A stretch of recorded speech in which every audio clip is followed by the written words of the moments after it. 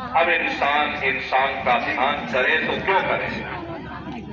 ऐसे समय और युग में जब हर किसी को एक जैसे समान अधिकार प्राप्त हुए हों, फिर भला कोई इंसान किसी दूसरे इंसान का ध्यान क्यों करे। प्रेमी भाई बहनों, गाय भैंस की बोली हमें समझ में नहीं आती, देवी देवता किसी ने देखे नहीं, परमात्मा के रंग रूप का कोई अता पता तक नहीं मालूम। यहाँ पर आकर के हम लोग बड़े सोच और विचार में फंस जाते हैं कि आखिर इस संसार में कौन सी ऐसी चीज है जो हमारे सुमरन और ध्यान के काबिल हो सकती है। महात्मा उदाहरण देकर के समझाते हैं कि एक कमरे के अंदर आप बहुत से रेडियो रख जिसका संबंध किसी बिजली या बैटरी के साथ ना हो, आप लाख कोशिश करो कभी किसी देश की खबर नहीं सुनी।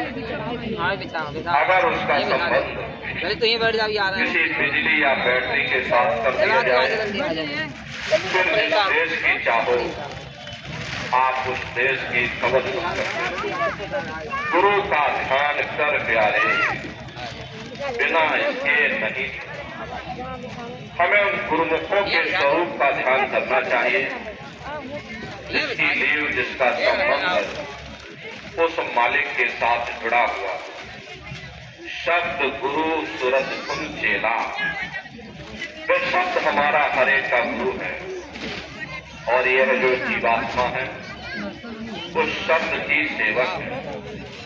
जिसको सेवकों को भी यही छोड़ जाना है, गुरुमुखों को भी यही छोड़ जाना है, लेकिन जो सेवक गुरुमुखों के जरिए अपने ख्याल को शब्द या नाम के साथ जोड़ देते हैं, उन सेवकों की आत्मा को शब्द कभी नहीं छोड़ता, सीधे उसको खींच करके शब्द में ही समा जाता। जो जल तरंग उठे बहु भांति, फिर सलल सलल समाहिता।